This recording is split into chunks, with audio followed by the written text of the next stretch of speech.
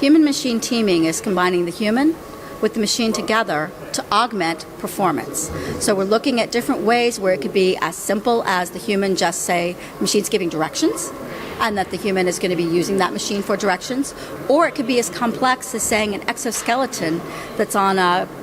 army officer or somebody who's out in the battlefield, and the machine is actually helping him with his movements, augmenting his performance and making him better. So we really look at human-machine teaming as that symbiosis between the human and the machine so that we can improve performance and execution. We really need to, I don't think we need to be keeping all this data, so I think we need to look at ways of discarding some data. But other things I think we need to do is it needs to be transparent where that data is coming from, what that data is, how old is that data, how is the system using that data, because data is just data, and it could be anything from what you're pulling off of Google search to maybe what you're finding in an intelligence database. And we certainly want to differentiate between the two. In certain situations, some data may take more importance or have less importance than other data, and I think it's important to understand that, and that's really one thing that we're not really good at doing. Most data systems that use data like that don't ever say where that data is coming from or let the user know what it is. I think we need to really think about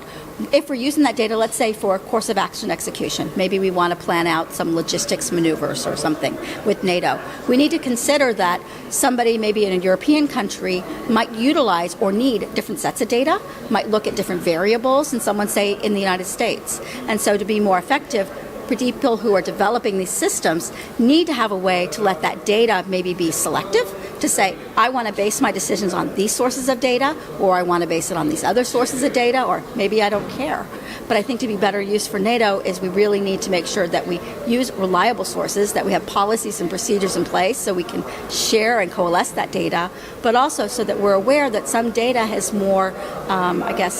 centric towards a particular culture or organization or country. I think part of what we need to be doing to improve NATO is we really need to make sure, we were talking about it in my data science group, how we can actually develop policies and procedures for aggregating, gathering, sharing, coalescing that data to make better decisions. So if I want to determine what maybe a course of action somebody might make, let's say in,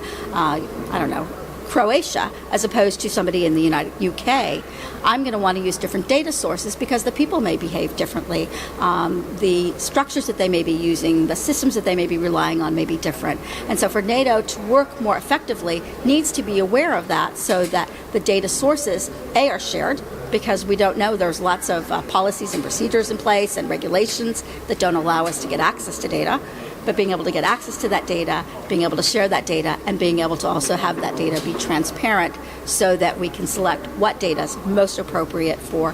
whatever we're trying to be doing. So.